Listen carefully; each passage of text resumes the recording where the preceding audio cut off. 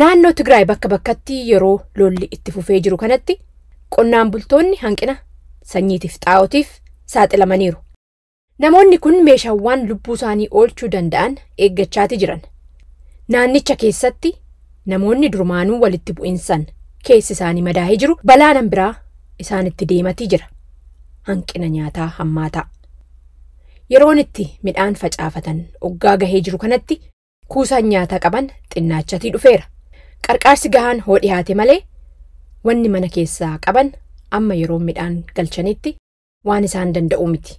Tigraay zoonii Eddugalaa keessatti koreen fannoo diimaa addunyaatii fi hawaasni fannoo diimaa Itoophiyaa wajjin ta'uudhaan maatii 16,000 sanyiidhaaf xaa'oo wanni hiraa jiranis kanumaafi.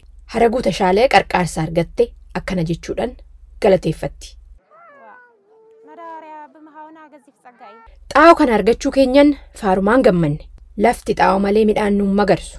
Xaa'oon duraan jiru immoo nu jalaa hatameera.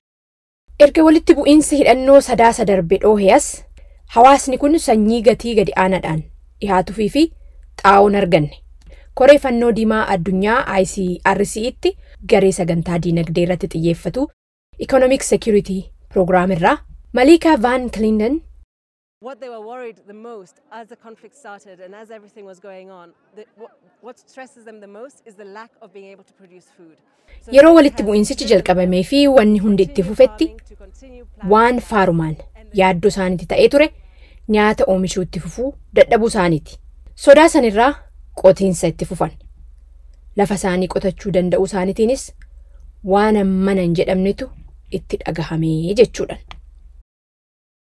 Maatiiwwan amma ammaatti guyyaatti hoolama nyaachuu danda'aa jiran yeroo dhihoo keessatti hoo tokko qofa nyaachuudhaan dirqamuuf deemuu jechuudhaan dhaabbanni fannoo diimaa addunyaa kun akeekkachiiseera.